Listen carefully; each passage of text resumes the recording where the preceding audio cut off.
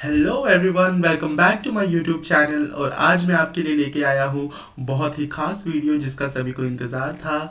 Late us qualify NTA UGC NET with Nishan Chaudhary. और आज मेरी वीडियो जो है उसका टॉपिक आप जैसे कि देख सकते हैं, मैंने ऊपर लिखा हुआ है that how to qualify NTA UGC NET exam. आप 3 या 4 महीने में फुल स्टडी करके किस तरह से एनटीयूजीसी नेट क्वालिफाई कर सकते हैं। यहाँ पे आपको एक बात ध्यान में रखनी होगी, आपको स्मार्टली स्टडी करना है, ना कि सिर्फ आपको सिर्फ पढ़ते रहना है। वैसा नहीं होता, आपको स्मार्टली स्टडी करना पड़ेगा। स्मार्टली स्टडी करने में और स्टडी करने में बहुत डिफरेंट होता है। वो मैं आपको आगे आगे वीडियो में बताऊंगा। और इसी के साथ मैं अपना एक्सपीरियंस भी शेयर करूंगा that how I qualify my NTA UGC NET exam, और मैंने किस तरह से स्टडी की थी और मैंने क्या क्या चीज़ें की, वो सब मैं आपको डिटेल में बताऊंगा। तो वीडियो में एंड तक बने रहिए, आपको पता चल जाएगा। चलिए शुरू करते हैं। सबसे पहले तो एक थोड़ा ब्रीफ सा इंट्रोडक्शन दे देता हूँ को जो N T U G C NET exam है वो कौन कंडक्ट करवाता है। National eligibility test N E T NET को हम नेशनल एलिजिबिलिटी टेस्ट बोलते हैं। ये बात तो आप सभी को मालूम ही होगी। फिलहाल नेशनल एलिजिबिलिटी टेस्ट किसकी एलिजिबिलिटी के लिए होता है? ये टेस्ट ये टीचिंग की एलिजिबिलिटी के लिए होता है कि आप किस तरह से कॉलेज कैडर में टीचिंग के लिए जब अप्लाई करते हो तो आप असिस्टेंट प्रोफेसर कैसे बनते हो। ठीक है, असिस्टेंट प्रोफेसर कैसे बनोगे, ये एग्ज़ाम उसके लिए कंडक्ट कराया जाता है। किसके द्वारा? यूनिवर्सिटी ग्रांट कमीशन इसको कंडक्ट करवाती है। पहले सीबीएसई कंडक्ट कराती थी, पर अभी सीबीएसई नहीं करवाती है, अभी यूजीसी कंडक्ट करवाती है नेट का एग्ज़ाम। तो इससे आप जो इस एग्ज़ाम को क्लियर करने के बाद आप कॉलेज में लेक्चरशिप के लिए अप्लाई कर सकते हैं और आप कॉलेज के असिस्टेंट प्रोफेसर बन सकते हैं। और उसके बाद आता है कि हमें कुछ फेलोशिप भी दी जाती है, जेआरएफ की फेलोशिप मिलती है हमें, दैट जब हम फर्दर रिसर्च करेंगे, जब हम रिसर्च के लिए जाएंगे तो उसमें आपको किस तरह से आपको एक तरह से 35,000 रख के चलो, 35,000 फिलहाल मुझे इतना ही पता है, इतना आपको फेलोशिप दी जाती है दैट आप अपना रिसर्च जो है वो इजीली कंडक्ट कर पाए। आपको अभी तो इतना मालूम पड़ गया कि एनटीयूजीसी नेट एग्जाम होता किसके लिए। अब हम आगे देखते हैं कि इसका एलिजिबिलिटी क्राइटेरिया क्या है, ये भी बहुत इंपॉर्टेंट है जानना।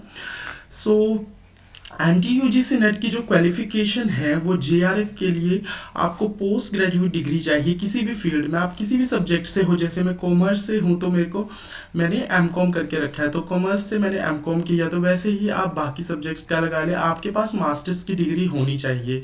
मास्टर्स डिग्री होना यहाँ पे बहुत ज़्यादा इम्पॉर्टेंट है।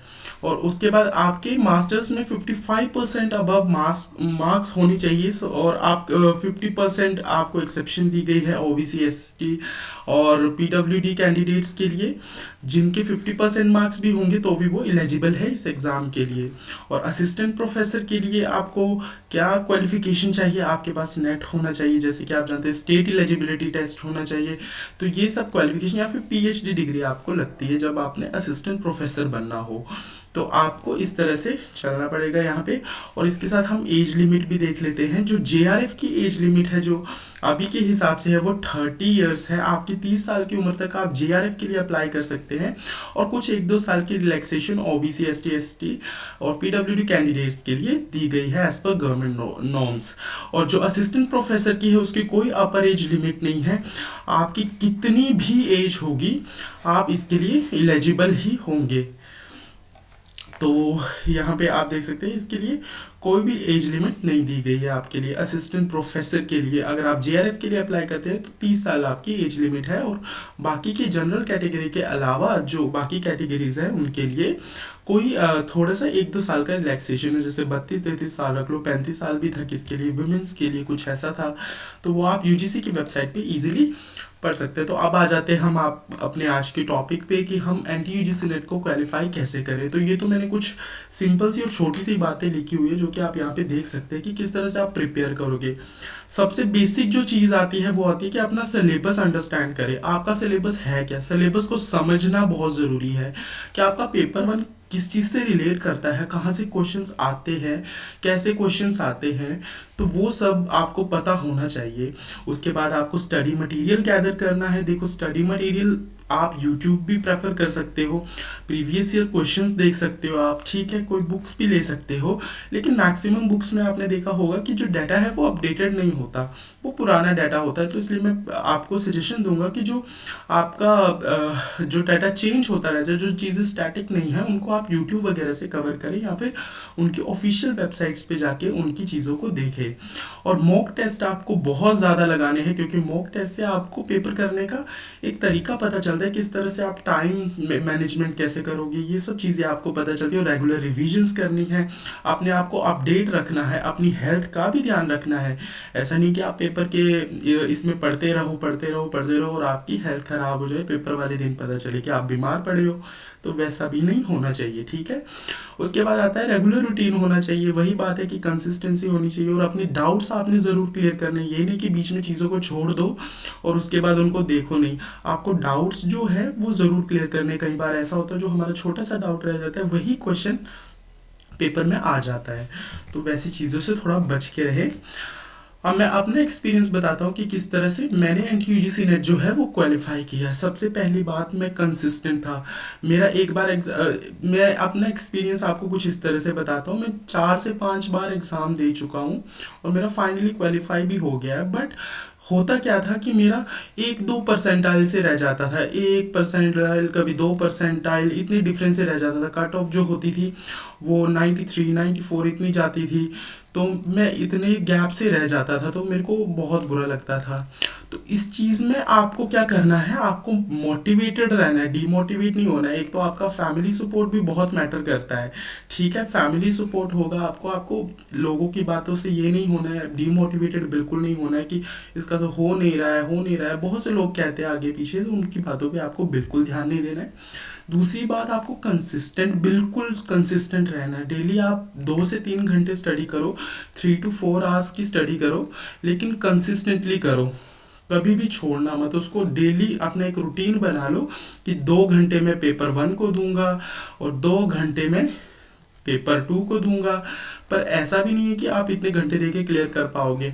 अगर मैं अपनी बात बताऊं तो मैं सुबह 6 या 5 बजे से बैठ जाता था और 5 से 9 बजे तक मैं बैठा रहता था। 6 बजे से 9 बजे तक मैं स्टडी में बैठा रहता था। उसके बाद 9 से 10 बजे तक मैं अपना पूरा खाना पीना सब करके ख़त्म करके फिर 11 बजे में मैं स्टडी करने बैठ जाता था और 12-1 बजे तक मैं बैठा रहता था, 1 PM तक बैठा रहता था। उसके बाद मैं फिर ब्रेक लेता था और फिर मैं 4 बजे मेरी क्लासेस स्टार्ट हो जाती थी फिर से, और मैं क्लास लेना शुरू कर देता था। कभी यूट्यूब से पढ़ता था, कभी बुक से पढ़ता था, कभी क्वेश्चन पेपर करता था। क्वेश्चन पेपर के लिए भी मैंने टाइम रखा था कि मैं 5 से 6 बजे तक अपनी क्वेश्चन पेपर सॉल्व करूंगा। उसके बाद 6 बजे से फिर से मैं कोई क्लासेस वगैरह देखूंगा, यूट्यूब से पढ़ूंगा, और वो सब चीज़ें देख के मैं 6 से 8 बजे तक अपना टाइम स्पेंड करता था। उसके बाद मैं कहीं बार फ्री प्लेटफॉर्म्स पे, जो कुछ प्लेटफॉर्म्स हैं उन पे फ्री क्लासेस देखा करता था, question papers, previous year questions, वो सब देखा करता था।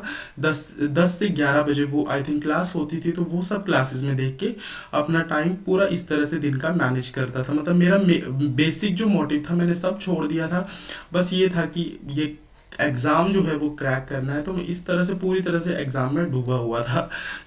एक तो स्मार्टली स्टडी करना है, ये नहीं कि आपको सिर्फ कंसेप्ट्स करते रहना है। कंसेप्ट्स बहुत इंपॉर्टेंट होते हैं, कंसेप्ट्स जो है आपके, कंसेप्ट्स बहुत इंपॉर्टेंट चीज़ें हैं, ठीक है। कंसेप्ट्स आपने करने तो है, कंसेप्ट्स आपको एक भी कंसेप्ट नहीं छोड़ के जाना है, क्योंकि क्वेश्चन कहीं से भी आ सकता है। और मोस्टली ये होता है कि जो कंसेप्ट आपने छोड़ा होता है उसमें से क्वेश्चंस तो पक्का आ ही जाते हैं। तो कंसेप्ट आपने नहीं छोड़ने। कंसेप्ट के साथ साथ आपने PYQs, बिल्कुल PYQs तो बिल्कुल नहीं छोड़ने हैं, और साथ में आपने मॉक टेस्ट भी लगाने हैं, ठीक है। मॉक्स भी लगाने हैं, आपने मॉक टेस्ट लगाओगे, प्रैक्टिस करोगे क्वेश्चंस की, PYQ करोगे और मोटिवेटेड रहोगे। और कंसिस्टेंसी इन सब का एक आधार है, आपको कंसिस्टेंसी में ये सब सारी चीज़ें करनी होगी। तो नेक्स्ट मैंने आपके लिए मैं लेके आया हूँ कि पेपर 1 में एक्चुअली टॉपिक्स है क्या क्या, उसके कंटेंट्स लेके आया हूँ। इसके ऊपर मैं डिटेल वीडियो भी ला सकता हूँ, मैंने पीछे एक वीडियो बनाई भी थी, तो आप वो देख सकते हैं। 100 आवर प्लान बनाया था मैंने, तो आप वो भी विजिट कर सकते हैं। बाकी आप यहाँ पे देखिए कि आपको टीचिंग एप्टीट्यूड मिल जाएगा पेपर 1 में। टीचिंग एप्टीट्यूड बहुत अच्छा सब्जेक्ट है। कुछ इसमें ये पेपर 1 का मैं इसलिए लेके आया हूँ ना, क्योंकि पेपर 1 की जो सारी यूनिट्स है ना, ये सारी स्कोरिंग यूनिट्स हैं, तो इसमें आप अपना स्कोर बढ़ा सकते हो। 50 क्वेश्चंस होंगे यहाँ पे, 50 क्वेश्चंस होंगे, और हर क्वेश्चन जो होगा वो 2 मार्क्स का होगा। तो आप इजीली 90 प्लस स्कोर कर सकते हो, 90 प्लस स्कोर आप इजीली कर सकते हो। 40 क्वेश्चन एटलीस्ट सही करने की कोशिश करो। तो इसमें आपका रिसर्च एप्टीट्यूड होगा, रिसर्च एप्टीट्यूड भी बहुत इजी है, कम्युनिकेशन बहुत इजी है, मैथमेटिकल रीजनिंग बहुत इजी है। मैथमेटिकल रीजनिंग की ये बात है कि एक चीज़ में मत अटके रहो, थोड़ा कुछ आपको बस ऊपर से ऊपर का पता होना चाहिए, ज़्यादा डिटेल में डूबने की ज़रूरत नहीं है। इतने ज़्यादा लंबे लेंथी क्वेश्चंस नहीं आते हैं कि आप मैथमेटिकल रीजनिंग सोचोगे कि ये, हाँ अर्थमेटिक प्रोग्रेशन हो गया, ये सब चीज़ें परसेंटेजेस वगैरह हो गई, ये सब चीज़ें सीखने की आपको ज़रूरत है, जो कि आपको डाटा इंटरप्रिटेशन में भी काम आएगी। और लॉजिकल रीजनिंग से तो पहला क्वेश्चन, मैंने जितनी बार पेपर दिया है, पहला क्वेश्चन ही जो था, फर्स्ट क्वेश्चन ही लॉजिकल रीजनिंग का था। तो लॉजिकल रीजनिंग यहाँ से एक पेस बन जाता है कि आप किस तरह से पेपर कर रहे हो, एक आपको मोटिवेशन आ जाती है पेपर करते टाइम जब आपको क्वेश्चंस आते हो। तो लॉजिकल रीजनिंग बिल्कुल मत छोड़ना, बहुत इजी क्वेश्चन आए पास। जो अभी पेपर हुआ था दिसंबर का, उसमें बहुत इजी लॉजिकल रीजनिंग के क्वेश्चंस आए थे, तो छोड़ के बिल्कुल नहीं जाना है। और उसके बाद आईसीटी आ जाता है, पीपल डेवलपमेंट एंड एनवायरनमेंट, उसके बाद हायर एजुकेशन, रीडिंग कॉम्प्रिहेंशन भी बहुत इजी आए थे, और छोटे आए थे, ज़्यादा बड़े भी नहीं आए थे, कुछ कुछ बड़े आए थे, मेरे पेपर 2 में थोड़े बड़े थे, बट बहुत इजी आते हैं। तो इनको छोड़ के बिल्कुल नहीं आना। टाइम मैनेजमेंट आपको सीखना पड़ेगा, मॉक्स लगाने पड़ेंगे, ठीक है। और उसके बाद एक चीज़ आती है, बाकी आपने आईसीटी कर लिया, पीपल डेवलपमेंट एंड एनवायरनमेंट कर लिया, मैथमेटिकल रीजनिंग हो गया, कम्युनिकेशन हो गया, ये सारी यूनिट्स जो है ना बहुत इजी है। बस यहाँ पे इन यूनिट्स में आपको थोड़ा टाइम लगेगा, आईसीटी में भी टाइम लग सकता है, बट कुछ ऐसा नहीं है कि बहुत ज़्यादा डिफरेंट आएगा। ये बहुत स्कोरिंग यूनिट्स है, 10 की 10 यूनिट्स में आप फुल स्कोर कर सकते हो अगर आप अच्छे से पढ़ के जाओगे। कुछ डाटा होगा जो स्टैटिक नहीं होगा, सो वो शायद आपको ना आता हो, लेकिन बाकी आप अच्छे से आराम से स्कोर कर सकते हो। जो भी आपका पेपर 2 है उस वो आप मेरे को कमेंट करें। और बाकी आपको कॉमर्स की कुछ वीडियोस चाहिए हो तो आप अपने डाउट्स मेरे कमेंट बॉक्स में लिख सकते हो, मैं उसके ऊपर स्पेसिफिक वीडियो बना के आपके लिए लेके आऊँगा। सो थैंक यू, आज के लिए इतना ही। और आप लेटेस्ट और अपडेटेड रहने के लिए मेरे चैनल को सब्सक्राइब करें और बेल आइकन को प्रेस करें। Thank you and have a nice day.